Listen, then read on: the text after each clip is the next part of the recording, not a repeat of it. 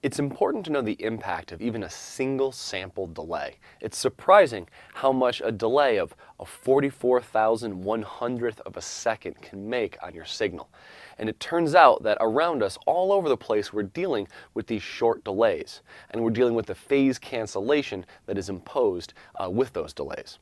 So in this next video, we're going to look at the impact of taking a very short delay and what happens when we get longer and longer delays. We'll start with just simple white noise, which is equal noise, which is equal amplitude across the frequency spectrum.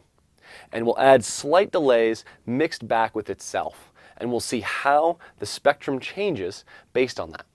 At first, it'll look like just a deep notch in the frequency spectrum, and eventually we'll get a series of related notches that are harmonically related, which we know as comb filtering, and then eventually we get to the point where we hear a delay. When we get to that point, we'll switch to using more percussive sounds and just explore, as we increase that delay, kind of what it sounds like. And I just want you, as we're doing this, to kind of relate it back to what you hear in nature. Because delays are around us all over the place. And just like the dynamic effects that you have to kind of learn to hear them and learn to recognize them, you want to start to learn and recognize the sound of delay effects. And this idea of comb filtering is a really important one because it's always giving us trouble when we are recording. Remember, a delay is a reflection off a surface. And every time you put a microphone in front of an object, you have to be careful of other surfaces around you. Because the sound from that object, well, the sound from that source will bounce off all these other objects and hit that microphone as well. So when we look at delay effects, it's also related to what happens when we record. And these kind of deep notches plague us in recording. We call it phase cancellation and comb filtering. So we have to be very careful with that. So in this next video, we're going to look at the spectrum of delay, what happens as we increase delay time, and I'd like you just to remember to relate that back to what you hear in the real world all around you. We'll start our examination of the delay spectrum with the shortest possible delay, a single sample. I'm going to demonstrate this by taking two audio files, which are the exact same audio file in both white noise, and white noise is equal energy across the frequency range. So these two audio files, which are exactly the same, are being placed on two separate tracks and are being added together here before they're sent to the displays you see in front of you. I'm then going to delay one of those two copies by a single sample, and we're going to see how big an impact that has on the overall spectrum. And then we'll try to use longer and longer delays from there. So here is white noise. Again, this is two of the same exact white noise audio files played together, and then I'll be delaying one of the copies by a tiny increment. So there is white noise. You see equal energy across the frequency range. Now I'm going to delay one of the copies. So that was a single sample of delay. And you can see right here in the sonogram how we have a major cut in the high end with a single sample delay. Let me try two samples. Two samples of delay gives us a serious notch, right around 12K. That's two samples. That's 2/48,000ths of a second. It's amazing how a small delay can have such an impact. Let's try more. That's three samples, 4, 5, 6, 7.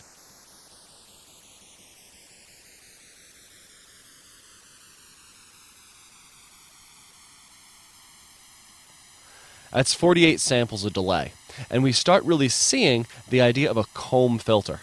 And a comb filter is called that because it has this series of notches. Now it's very important that you start being able to hear the sound of comb filtering because it's all around you. Let me go a little further.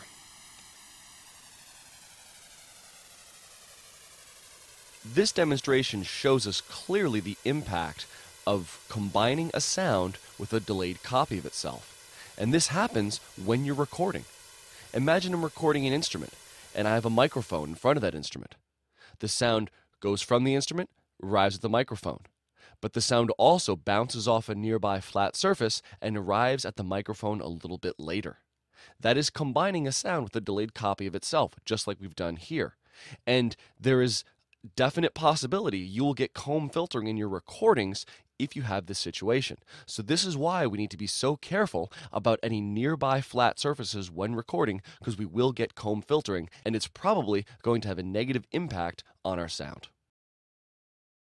Now that we want to move to longer and longer delay times, it's going to be useful to switch to a percussive sound so we can hear that transient and we can note when that transient becomes doubled and when it sounds like two separate hits. Again, we're taking the same exact sound and just delaying one of them. Here we go. Here's a snare sound with no delay. I'm going to slowly bring up the delay time. Now we're at a 1 millisecond delay. 2 milliseconds, 3 milliseconds, 4 milliseconds, 5 milliseconds. So over that entire range, up to 5 milliseconds, we've been hearing that shifting comb filtering sound. I'm going to now continue to raise the delay time up even further.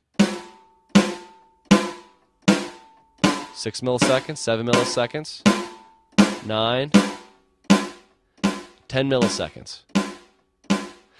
It's starting to sound buzzy, and I'm almost noticing a pitch in there somehow. Let's continue on.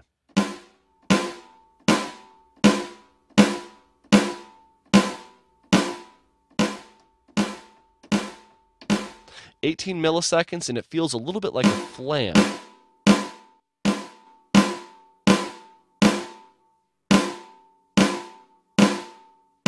And by the time I'm at 36 milliseconds here, it really feels like I have two different hits. I notice the delay as two separate events.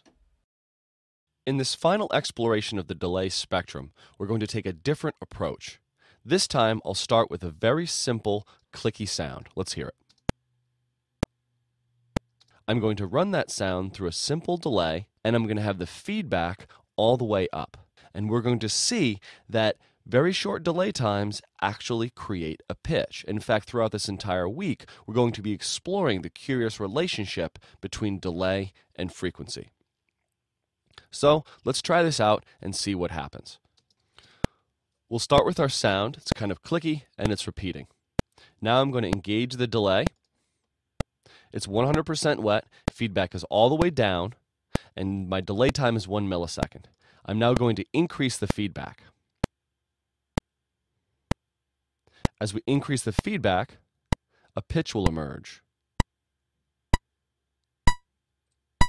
Because our sense of frequency is our perception of things repeating very fast. And what we've done with this delay is created very quick repetitions, so fast that we perceive it as a pitch. I'm now going to increase the delay time. Right now it's on 1 millisecond, and I'll increase it. 1.1 milliseconds.